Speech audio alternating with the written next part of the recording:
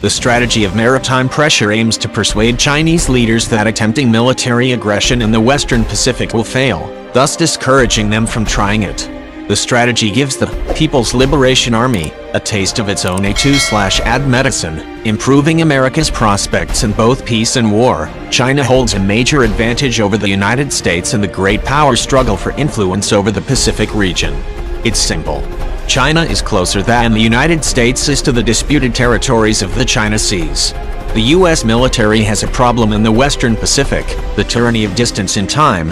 Analysts Thomas Mankin, Travis Sharp, Billy Fabian and Peter Karetsis explain in their new study for the Center for Strategic and Budgetary Assessments in Washington, D.C. delivering military force across the vast Pacific Ocean has never been easy, even for a country as blessed in resources and ingenuity as the United States. The analysts write in tightening the chain, implementing a strategy of maritime pressure in the Western Pacific. The problem has worsened as America's chief regional rival, China, has improved its ability to harm American interests quickly with limited forewarning. American forces located outside the conflict area would have to penetrate China's anti-access area denial network to restore the status quo ante, a daunting proposition.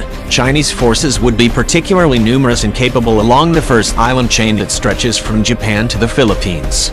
To blunt China's advantage, Mankin, Sharp, Fabian and Karetsis recommend the Pentagon pursue a military strategy of maritime pressure, which includes a new inside-out defense operational concept. The strategy of maritime pressure aims to persuade Chinese leaders that attempting military aggression in the Western Pacific will fail, thus discouraging them from trying it.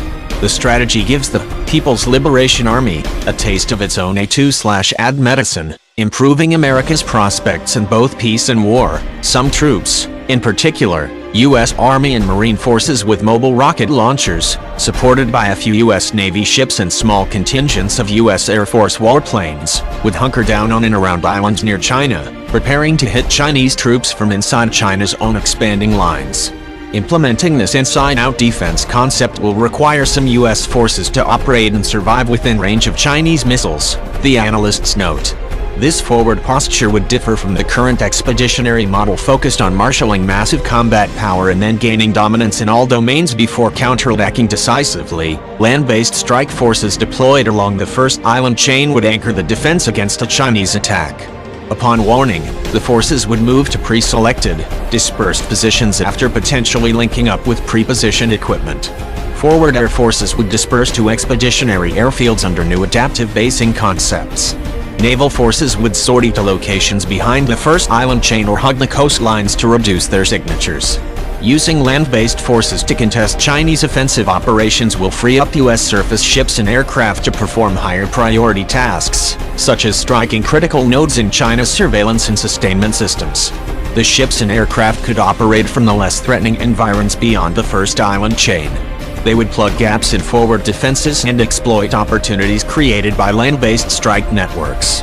Coordinated properly, the joint force could achieve the virtues of mass without the vulnerabilities of concentration by spreading its combat power over many smaller points of operation rather than focusing it in a few bigger bases. Not coincidentally, the Pentagon already is preparing to implement a strategy similar to the one Mankin, Sharp, Fabian and Karetsis recommend. The Army and Marines both are acquiring mobile anti-ship missiles. The Navy, Marine Corps and Air Force are training to disperse small groups of warplanes to many small island airfields. The Navy is acquiring small robotic warships that could be ideal for risky coastal missions. The potential consequences are serious if the United States doesn't prepare a strategy for countering China's geographic advantage, the analysts stress. The United States must discourage the Chinese leadership from believing it can initiate a local conflict in the Western Pacific and prevail quickly on favorable terms.